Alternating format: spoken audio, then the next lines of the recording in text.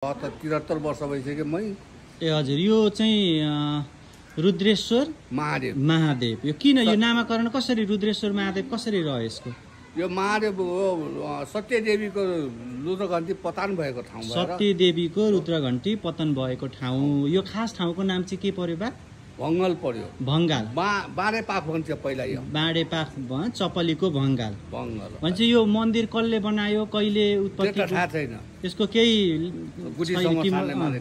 इतिहास छैन त्यत्रो। छैन, गुठी संस्थानमा मात्रै थाहा हुन्छ। गुठी संस्थानमा थाहा हुन्छ। उनीहरूले यहाँको केही चमत्कारिक त्यस्तो घटनाहरू यो मन्दिरको केही छ त त्यस्तो जो चाहिँ अब मान्छेले यसो कुरा गर्न लायक सम्झिन लायक हुन्छ नि? चर्चा परिचर्चा यो मन्दिरमा यस्तो भयो अरे उस्तो भयो अरे भन्ने। अब चोरेर लान्छ त्यही त हो नि।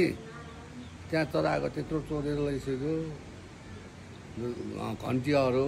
यहाँको चाहिँ त्यो हराएको। हजुर, त्योदेखि बाहेक जुन चमत्कारिक हुन्छ नि, चमत्कार केही भयो अरे यो मन्दिरमा चाहिँ यस्तो भएर त्यस्तो केही?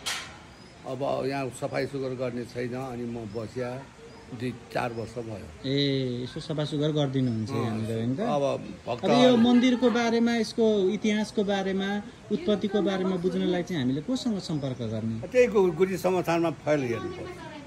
ए अच्छा, ल तपाईँहरूले देख्न सक्नुहुन्छ यो चाहिँ हाम्रो भङ्गालमा अवस्थित रुद्रेश्वर महादेव, जहाँ चाहिँ सतीदेवीको रुद्रघण्टी पतन भएको होइन। यो स्टोन छैन, यो स्टोन सायद हाम्रो त्यो रुद्रघण्टीको स्वरूपको रूपमा यो स्टोनलाई राख्यो होला। स्टोनमा हजुरहरूले देख्न सक्नुहुन्छ विभिन्न चक्रहरू है, यस्तो चक्रहरू रहेछ। एकदम राम्रो स्टोन पत्थर।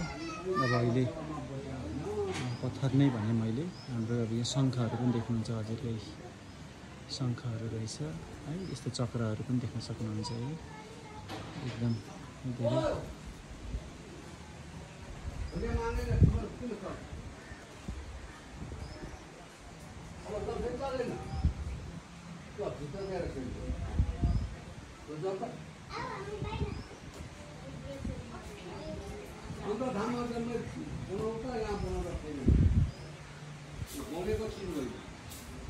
हामी तल यहाँ धेरै फोहोर भयो, नराम्रो